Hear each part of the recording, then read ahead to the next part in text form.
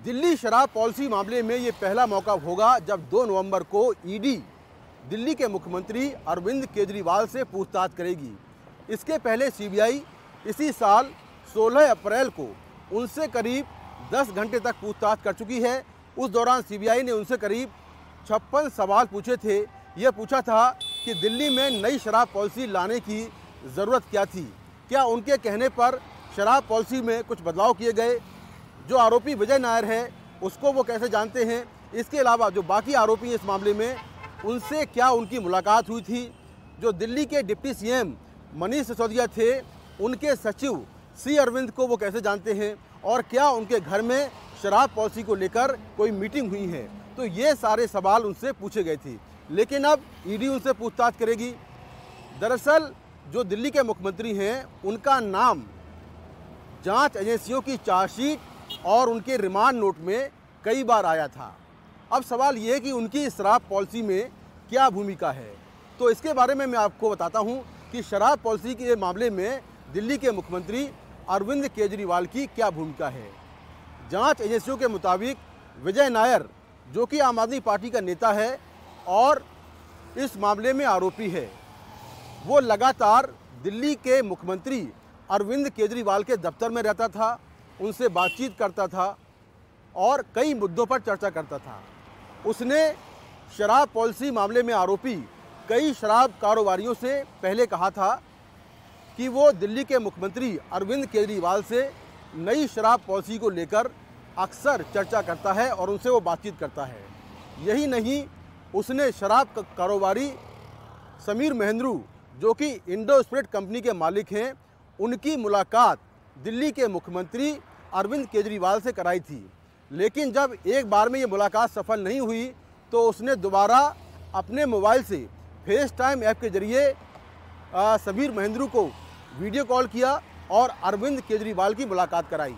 तब केजरीवाल ने कहा कि विजय नायर उनका बच्चा है, इस पर विश्वास रखें और इसका सहयोग करें।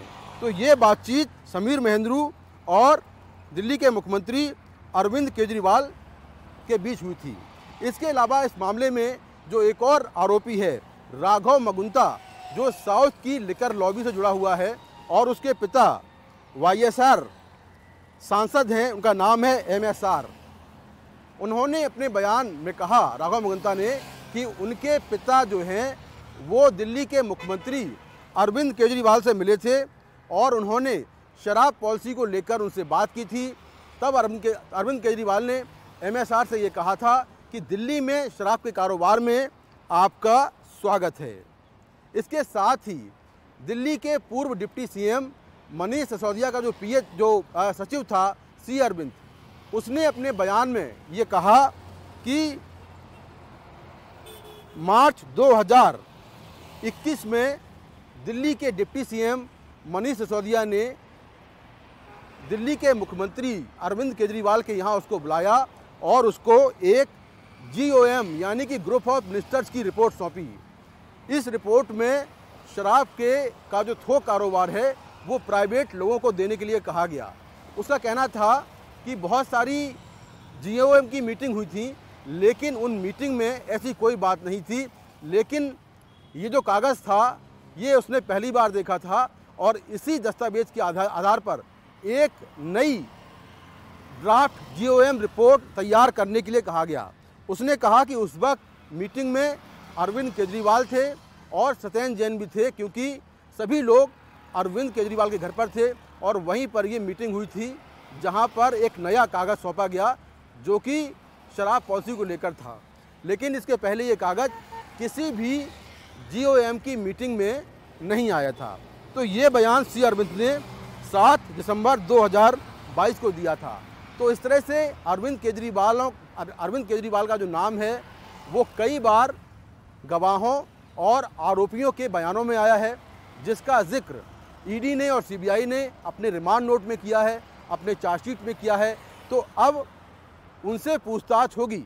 हालांकि जो दिल्ली सरकार का आबकारी डिपार्टमेंट है वो दिल्ली के मुख्यमंत्री के पास नहीं था और वो अभी तक इस केस में आरोपी नहीं है, लेकिन उनसे ये दूसरा मौका है जब उनसे पूछताछ होगी। इसके पहले 16 अप्रैल को सीबीआई उससे पूछताछ कर चुकी है और अब जो ईडी है वो पहली बार उनसे पूछताछ करेगी।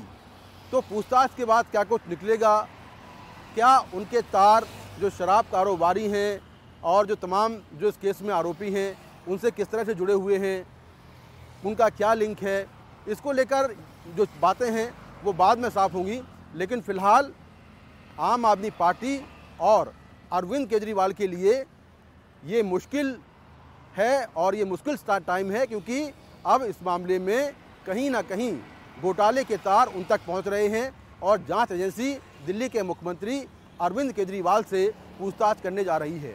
नई दिल्ली से कैमरामैन आजम के साथ मैं मुकेश सिंह सेंगर, NDTV इंडिया।